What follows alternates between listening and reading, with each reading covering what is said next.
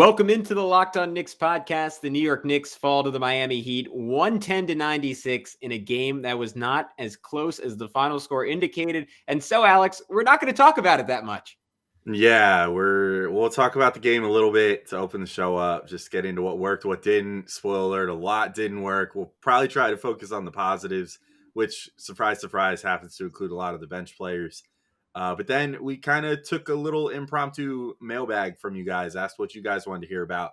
So we're going to talk about Tom Thibodeau and the general ineffectiveness of his coaching lately, especially as it pertains to the rotations, because a large number of you wanted us to talk about that.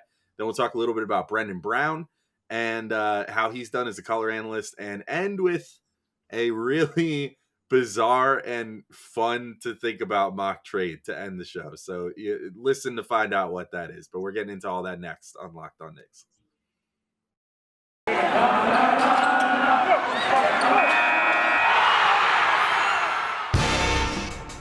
You are Locked On Knicks, your daily New York Knicks podcast, part of the Locked On Podcast Network, your team every day.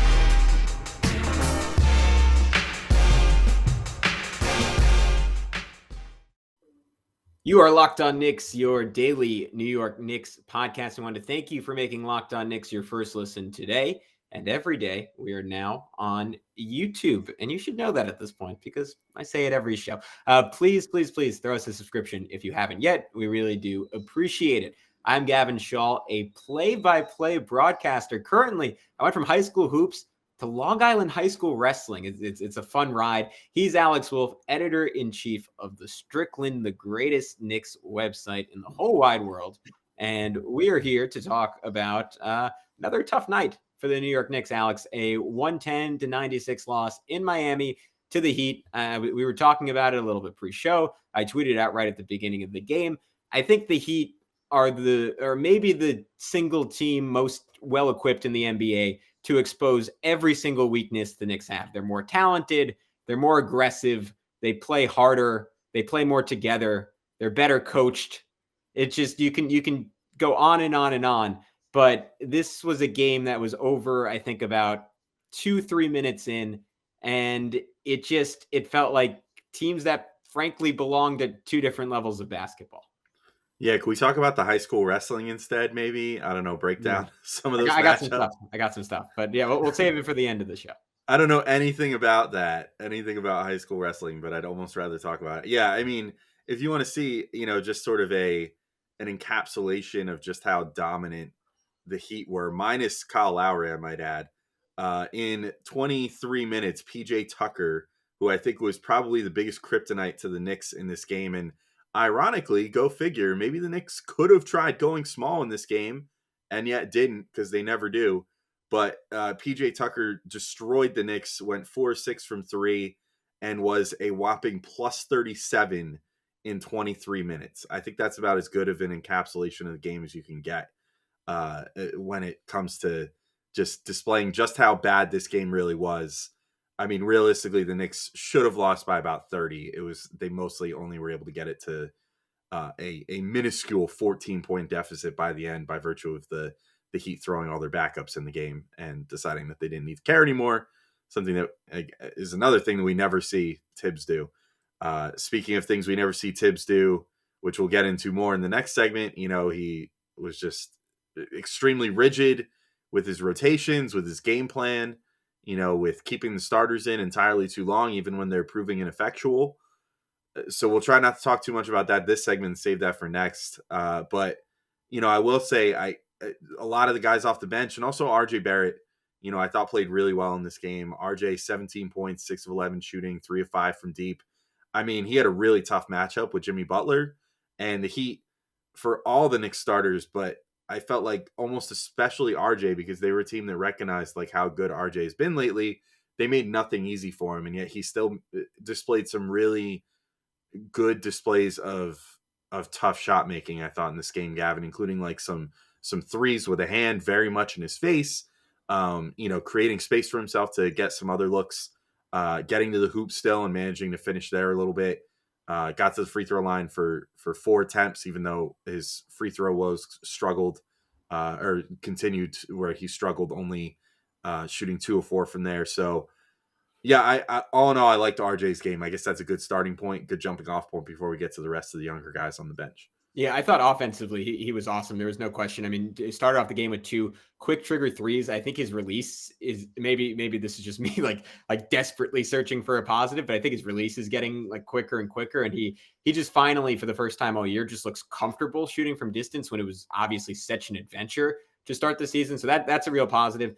He continues to just show off more versatility and creativity around the rim, which to me, like if there was one thing I was looking for out of RJ this season, it was pretty much that. He's getting like really nifty at using like the wrong hand on either side. Like this game, it was a right-handed layup on the left side, so going against his strong hand, which is really good. Had a nice Euro step on Duncan Robinson in transition. I thought his best play of the game was actually a pass, like when he got into the lane. Got a step on Jimmy Butler. Bam Adebayo steps up, and he threw just like this underhanded lob. But with quarterbacks, they'll use the phrase like the amount of weight you put on the ball. The ball had the perfect amount of weight. Wasn't too high, wasn't too low. Perfect setup to Mitch for a dunk. I thought on defense, RJ sucked. Like I thought Jimmy Butler just bullied him. I mean, there's another play where he just made the wrong decision on a screen and gave Duncan Robinson a wide open 3. But I kind of like the relationship between him and Jimmy. And this just seems like Jimmy's like personality, sort of like he's kind of mentoring RJ. And like I'm sure we both remember that game. I can't remember if it was last year. I think it was 2 years ago where he was telling RJ like, hey, you got to kind of put your shoulder into me if you want to get separation, like in the middle of the game, which I thought was a really cool thing. That was last year, for what it's worth. Yeah. Oh, okay. Last year. I think that was the same one where Jimmy did his exaggerated like fall down and act like he was dead, and then did the look up while he was on the ground. I think that was all that same game in the Knicks Heat rivalry encyclopedia. Mm-hmm. But anyways, I think part of that is like when RJ started scoring, Jimmy was like, I taught you, and now you're using my moves against me, and gotten pissed and just started going to the rim on him. And still, Jimmy's just like, he's RJ 3.0 or 4.0 right now as a player. Maybe RJ gets there one day, but he had to kind of take a lesson from the master in this game. But Alex, I think there are more positives. Like IQ played really well, Obi played really well, Grimes played really well. Who else stood out to you in a good way? I think Obi is the one that you got to talk about next. I mean, I don't know how he's not owed more playing time at this point. I mean, he got 21 minutes in this game, and it was basically only because Tibbs for once started garbage time somewhat early. Managed to find Cam Reddish a few minutes. Like Cam got in for 10 minutes. Quickley played 22. Grimes got 31. Obi got time only because of how bad the starters were. But once again, you can draw this even distinction between Julius Randle, 27 minutes, Obi Toppin, 21 minutes. That makes 48. I really wish that we could get to see those two together once or twice, because I think it'll help them out a lot for both of them. But Obi's just playing fantastic right now. I mean, shot making, hit 2 of 3 threes, which makes the second straight game that he's gotten hot from 3. 7 of 9 overall, 18 points, 5 boards, a plus 20 for the highest mark on the team in 21 minutes. I mean, I just thought that he brought great energy. He had, a really nice, probably my favorite from him was he got the ball on the perimeter at one point, made a really nice quick decision, split the defenders, and just drove right in and took a one-handed dunk. Those are the sort of things that you like to see from him when he's playing in rhythm and confident. And that's not something that we've always been able to take for granted with him so far this year, because he's certainly gone through his struggles with, his confidence and everything else. So I really love the game that we got out of him. Yeah, I'm totally with you. I love that he hit a contested 3 in this game. And yeah, I mean, the energy was there. He looks 100% back to full health. I think you did a good job summing it up. Immanuel Quickley, and I don't want to get too crazy with Quickley, because a lot of what he did was accumulated after the game was already over. Someone who, and we'll maybe get into this a little bit more as we go on, against this Heat team in particular, I think it was insane that Tibbs didn't start him over Kemba. But I get that Tibbs is set in his ways, and like he's set in whatever the internal politics are of this team, and he's already kind of screwed around with Kemba. Maybe he doesn't want to screw around with him more. But this team so desperately needed Immanuel Quickley's energy and his tenacity against this Heat team in particular. Kemba just looked dead to start this game and never really like woke up, or was never really revived at any single point. And then Quickley came in and he finished this game with 7 assists. I thought he probably should have had 10. Like he was throwing these great passes that just weren't getting paid off. Like he had a really good one against the double team to Grimes in the corner. Grimes missed the 3. one of his better passes I've seen from him this year, like a really slick bounce pass ahead to Burks. Of course, the layup was off. Another great pass. This time he actually got an assist off of it. Went cross court to RJ Barrett. And it was another one of those, like we talk about this quickly a lot, like when he's at his best passing the basketball, like leading the offensive player away from the defender, and he threw it to a spot where RJ could catch it, get some separation, and shoot it. I think it was PJ Tucker and RJ, and it was like PJ expected RJ to stay in the same spot. All of a sudden, RJ was 3 feet over, hitting a three in his face. Another really good play. And then late, just like hitting a deep three, like had a between the legs step back, really nasty crossover against Dwayne Dedman. Threw in a hesitation to end up making it an and one, hit a leaning jumper. Like he just aesthetically, it was a very, very fun game to watch Immanuel Quickley. Let's come back, Alex. We'll wrap up the positives, maybe a quick mention of Quentin Grimes. But before we do that, I want to tell people about BetOnline. BetOnline would like to wish you a happy new betting year as we continue our march to the playoffs and beyond. BetOnline remains the #1 spot for all the best sports wagering action for 2022. New year and a new updated desktop and mobile website to sign up today and receive your 50% welcome bonus on your first deposit. All you have to do is use our promo code LOCKEDON to get started. From football, basketball, hockey, boxing, and UFC, right to your favorite Vegas casino games. Don't wait to take advantage of all the amazing offers available for 2022. BetOnline is the fastest and easiest way to wager on all your favorite sports. BetOnline, where the game starts. All right, we're back on Locked On Knicks. Alex, I didn't think Quentin Grimes, I know he didn't really shoot the ball well in this game, but man, his hustle stood out, and also his athleticism. I don't know if you caught that one rebound on offense where he just went flying through the air over, I think it was whichever Martin brothers on the Miami Heat, and was still able to save it. The way you framed it really well today, I think on the pod you did with Tony East on the Pacers, like he's a guy whose stats don't yet reflect how good he is. But I think it's very clear to anyone watching, like this dude is just, I mean, I know we always say it, but he's just going to be a player. Yeah, and if there's one positive that we could take away from recent Knicks history, it's that at the very least, Grimes has fully snatched a rotation spot from Tibbs's cold dead hands, and his cold dead sensibilities, I guess. Yeah, I mean, I thought he was great in this game. Again, it's like one of those things. It's exactly what you just said, and what I said to Tony in the Miles Turner trade pod, like 6 points, 5 boards, 3 assists. Yeah, it doesn't look, 2 of 6 shooting from 3. Doesn't look like the best, game in the world. It looks, okay, whatever. But his defense is next level. His hustle is next level. His just timing and placement is next level. Like everything that he does, he ends up in the perfect spot. Like, for that rebound, it's like not too many players could have made the read of like, okay, I got to be there for that board. At that exact spot at that exact time and time my jump perfectly that way. It's like he's got a very good control over his body and his physical limitations, whatever they may be. But to your point also, like he's flashing some athleticism and some burst and stuff lately that is really promising. He gets great elevation on his jump shot. So, he's able to get it off with like an inch of space, which he did a few times in this game. And, I loved his game. I even despite the fact that he had the sort of shooting struggles and didn't wow you on the box score in this game, anyone with eyeballs could see that he was making a fantastic impact on this one, and I'm sure that he's going to continue to. But I think we basically made it through anything positive we could talk about with this game, which of course leads us to the topics that everybody brought up to us on Twitter. We asked you guys, hey, let us know what you want us to talk about, because we don't want to talk about just this game for the whole show, because it's just not fun talking about a huge loss like this. And pretty much everybody pinpointed Tibbs as being the topic that they most wanted discussed after this game.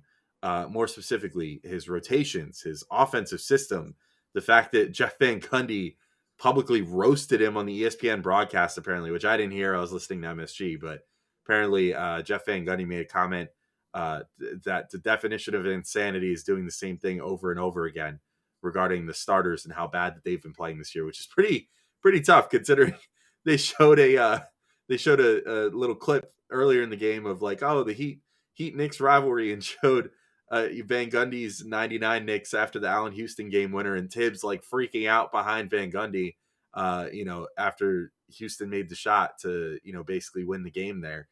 So it's pretty tough criticism coming from his old mentor.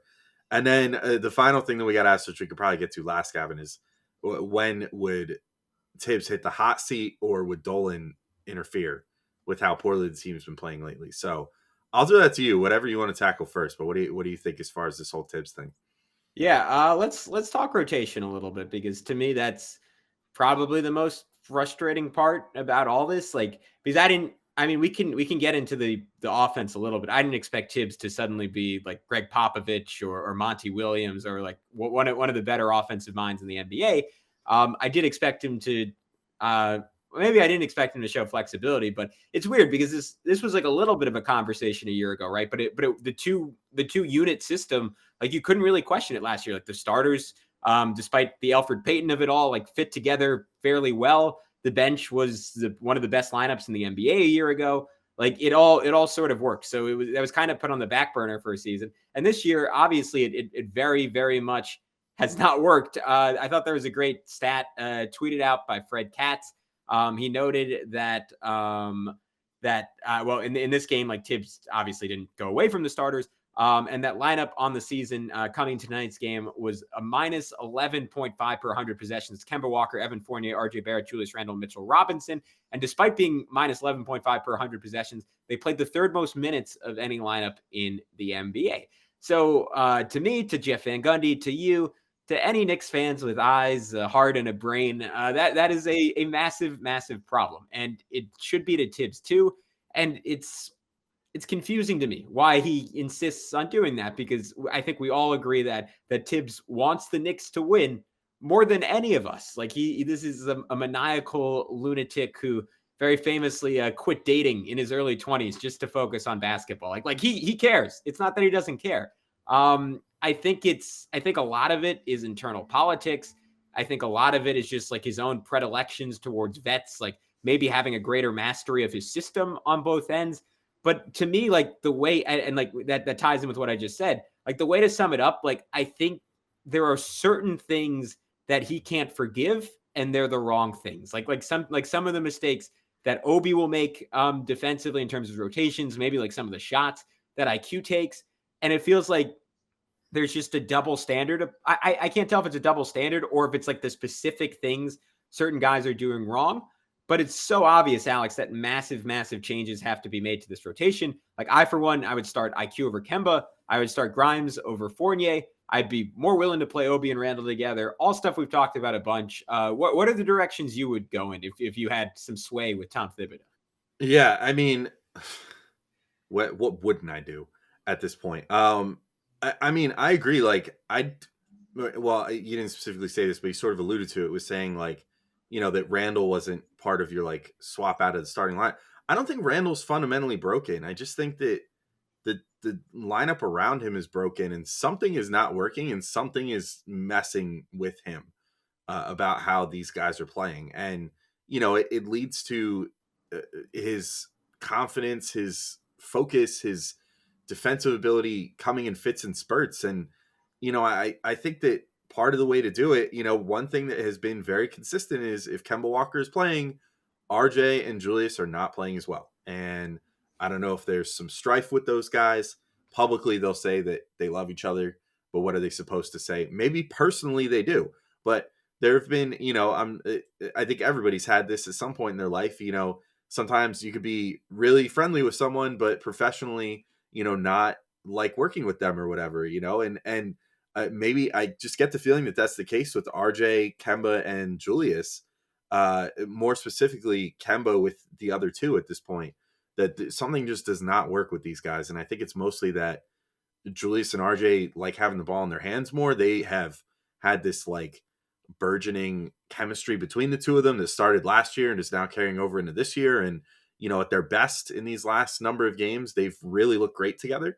And then the games when Kemba plays, that all just kind of seems to fall apart because Kemba needs the ball more, and he's not as adept at doing stuff off the ball. Defensively, Kemba's getting toasted a lot, which I think probably affects morale as far as Julius and RJ are concerned, because at their best, they're both pretty darn good defenders. So, that's the main thing. Get Kemba back out of the starting lineup. I almost get the feeling that the reason that he's even back at this particular moment is that the Knicks are trying to showcase him and trying to get something at the deadline rather than just buying him out. But at this point, just start sending tape of his 42-point game or whatever to everybody and just hope that's enough. Because if you want to salvage the season, I just don't think that he's the answer at point guard. I agree with you. I would definitely throw Grimes in the starting lineup, and that would probably come at the expense of Fournier. I would probably do Quickley and Grimes into the starting lineup for Walker and Fournier and call it a day. I think that would just offer so much more of what that lineup needs than what those two guys are offering at the moment. Let Fournier come off the bench, let him be a super sub, and come out there against bench units and just roast them on offense and not have to deal with so many situations where his defense is going to get exposed. So he could be almost like your, I don't know, Lou Williams or something, like the guy that just comes in and, can cook on offense, and it doesn't matter so much if his defense isn't great. And then, start playing Obi and Randall together more. I just think that it should be so much more than just something that they only do if 3 of their centers are injured in any given game. It's just, I don't understand why they don't go to it more. It speeds up the pace, which, Tibbs is always paying lip service to, being conscious of the pace and trying to push the pace and all that stuff. So it allows them to do that. Yeah. Can I just say quickly, and the Knicks are once again last in the NBA in pace. Exactly. So like, how better to fix that? If you're paying lip service to wanting to play with more pace, than to play your guy that plays like a wide receiver, in transition and just is like, he could catch a lob from anywhere and throw it down. So that would be one other thing. And then I think, going forward with how Alec Burks has been playing lately, I would start working on phasing in Cam Reddish, phasing out Alec Burks, and maybe even phasing in Miles McBride for a little bit and just seeing what you got with those two guys versus Burks, and maybe try to look for a new home for Burks at the deadline too. That's probably where I'm at right now. Yeah, I mean, just to circle back to everything you were talking about with Julius, to me, like it's pretty obvious at this point. If he's your number one option and he's not, he goes from last year, like for a high volume guy being like a fairly efficient player, for his position, a very efficient player in some ways, to the least efficient, like high volume player in the NBA. And that's not like me saying that, like that's literally what he has been this year. You can't play him with the center if he's going to be your number one guy. Like it's not going to work. Like like that's like when Van Gundy says like trying the same thing over and over again and it not working, and that being the definition of insanity. That's what Tibbs is doing. Like it's square peg into a round hole, whatever analogy you want to use. Like it does not work because Randall, like he cannot bully his way to the rim. Like we'll see it occasionally. Like it's great when it looks good and like he gets a mismatch and he puts someone like under the basket and he dunks it. But for the most part, it's him driving into Bam Adebayo, trying to throw a lob to Mitch, and instead throwing it off the backboard and the Heat running out and PJ Tucker hitting a wide open 3 on the other end because Randall and Mitch banged into each other. Neither of them wanted to like sprint their asses back on the other end. That play in this game like summed up the full Julius Randle experience this year. And to your point, that means more of Randall with Obi Toppin. And if you're not going to do that, then at the very least, you got to play him with Immanuel Quickley and someone who adds like some verve and some speed at the point guard position, because what Kemba wants to do is like slow it down, ISO, like go around a screen, shoot some deep threes, like lull someone to sleep and bang a mid-range jumper in their face. It's sort of what Julius wants to do. It's sort of what RJ wants to do. Like they're just like, to your point, it's overlapping skill sets. And it's not that anyone is doing like anything wrong. It's just that Kemba Walker has been one guy his whole career. He's not quite good enough anymore to justify being that type of guy as a starter.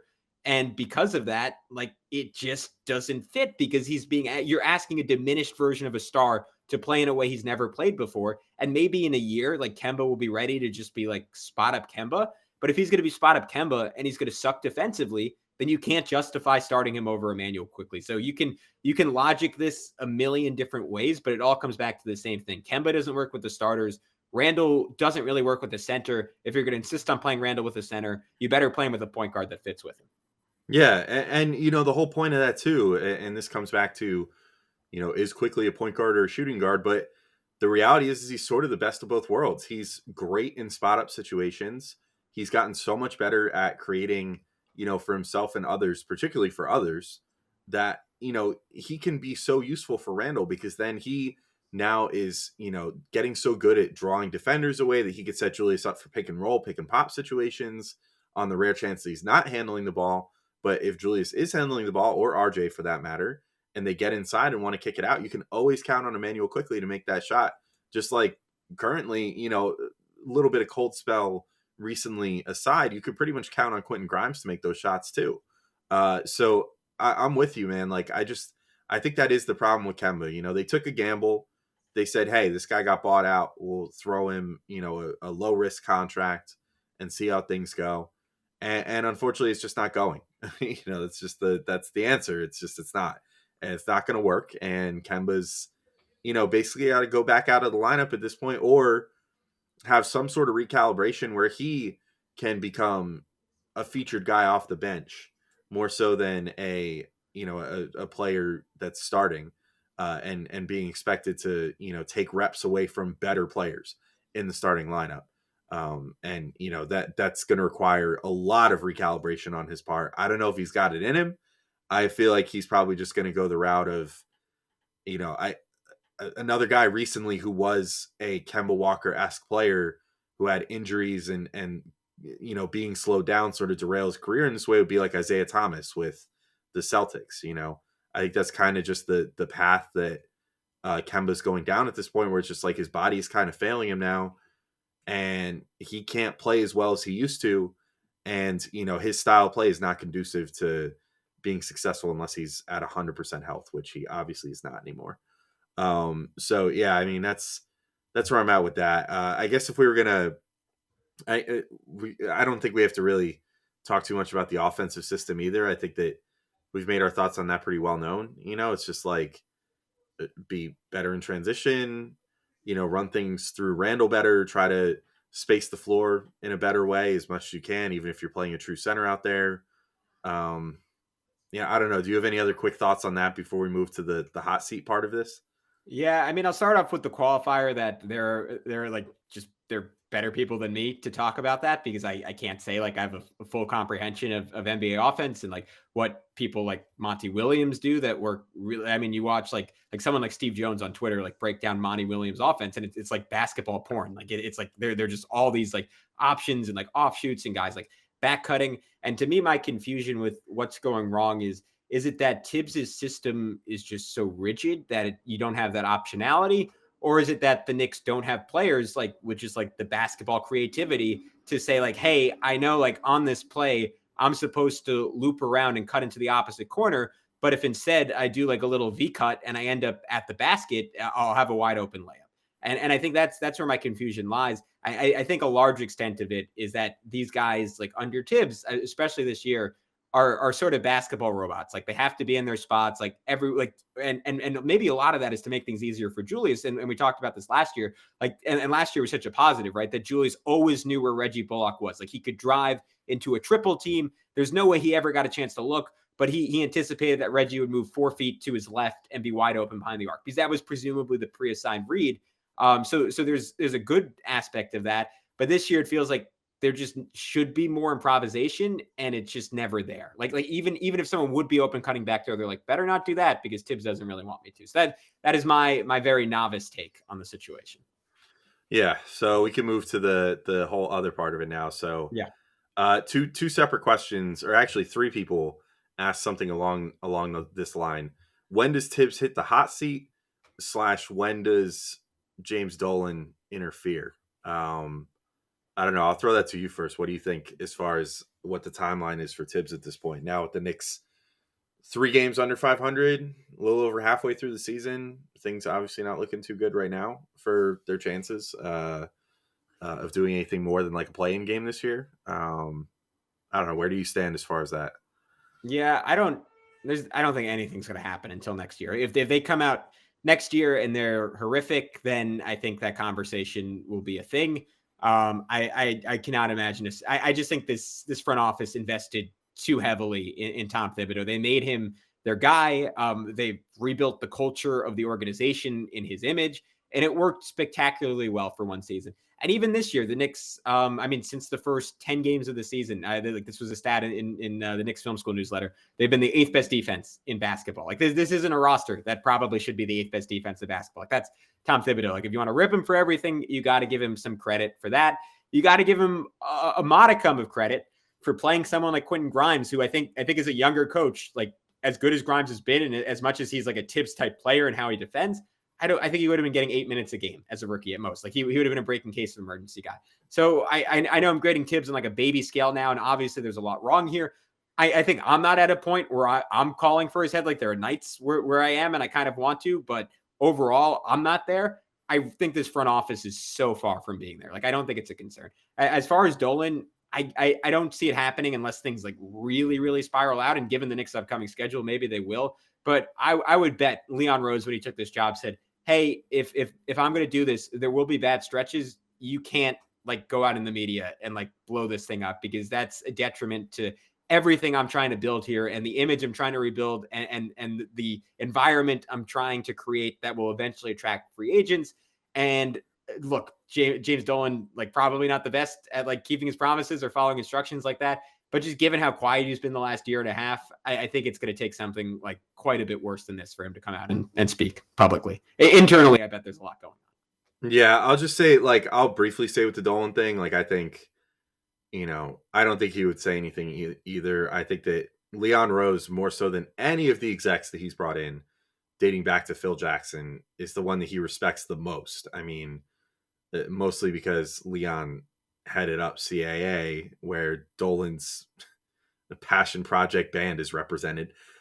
So he had all kinds of interactions with him, clearly wanted him for this job for a while before hiring him with the speed with which it took hold and he was given the job and everything. So I think that Dolan's not going to say anything. If he says anything, it'll be to Leon Rose. It's that he's not going to go public in any sort of way to intervene. So we'll never know if Dolan intervenes, I guess, is the real thing here. But yeah, the as far as when he hits the hot seat, it would take at least through like halfway through next year. He's not going to get potentially fired this summer.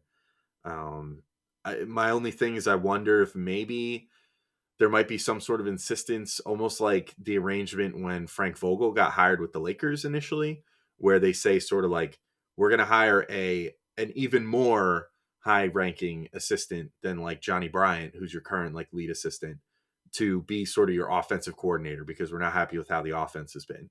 I think that maybe there's a chance that happens. I don't know who that guy would be, that you would hire to bring in to be that sort of offensive coordinator, so to speak. But maybe that's something that happens, like just like Jason Kidd was credited a lot with the defense for the Lakers that first year when he and Vogel were there.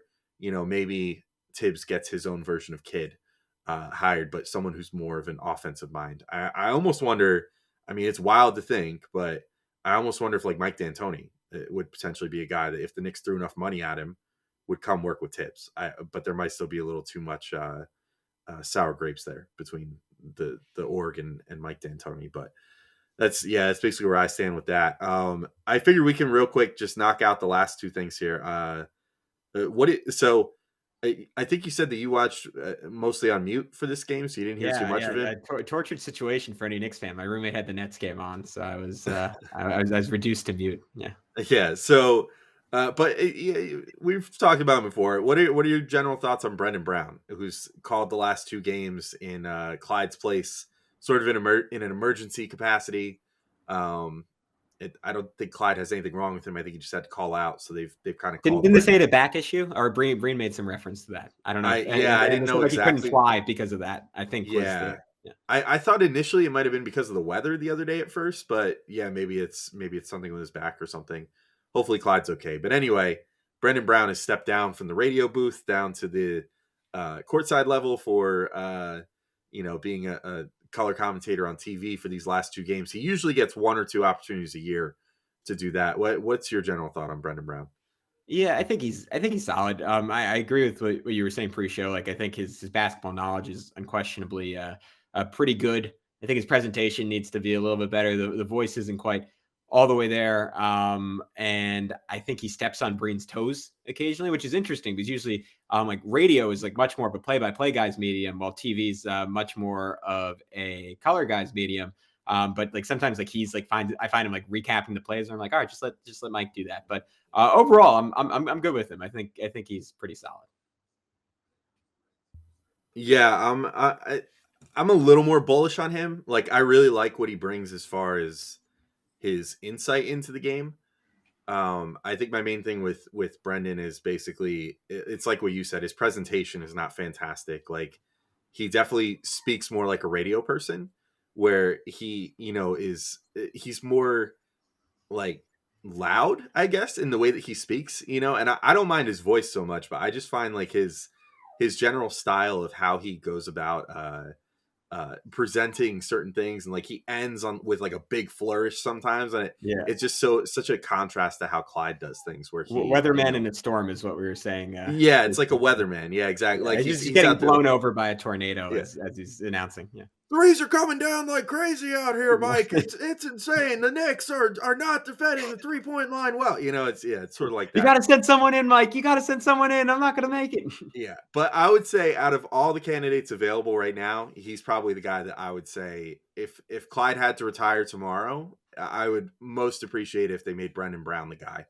at least temporarily, before maybe searching elsewhere for a replacement. But I would take him over Wally Zerbiak. All right, this is our final one. This came in. This was just so out of left field that I feel like we just have to react to this, Gavin. Tony Knickknack at Tony Arc 637-50732. I hope that's not a phone number on Twitter. Had asked us, would you trade Randall Burks in the Dallas pick, which is the 2023 pick, top 10 protected, for Jalen Brunson and Kristaps Porzingis from the Mavericks? Yeah, I would. I remember I was the KP guy back in the day. That would be the ultimate justice for my original reaction to that trade. KP sneakily, not sneakily for Mavs fans, but for Knicks fans who probably aren't paying attention, having a very good season. I would honestly, I would do that trade pretty if I knew for sure that they wouldn't get Brunson as a free agent. I would do that trade just for Brunson. So I would do that in a second. And I think it would be hilarious. Like the Knicks fans having to root for KP again would just be such a it would be fun. I think it would add some fun to a season that hasn't been a lot of fun. Yeah, I think at this point I might just say I'd take it too, just because I would be rooting for chaos at that point. So yeah. I'm with you. I just think it would be hilarious watching everybody talk themselves back into Porzingis again, having to go through all their tweets and delete all the bad things they've said for the last 3 years, whatever. Myself included, although I would delete him, I would just say like whatever. I just didn't like him at the time. Now he's a Knick again, so now I like him again. It would just be kind of hilarious. So yeah, I'm with you. I would definitely take that deal. But I think that's it for this show. Thanks to everybody for giving us some things to talk about. When we asked on Twitter, it's always so nice when these games suck and you guys give us something to do. But we'll be back. We got a couple more great shows for you guys this week. I think we're going a 6-show week this week if we can swing it. So another game recap and another surprise episode maybe dropping tomorrow morning for you guys. So keep your ears out, and we'll be back in your feed a couple more times. Peace out, everybody. Thanks for listening.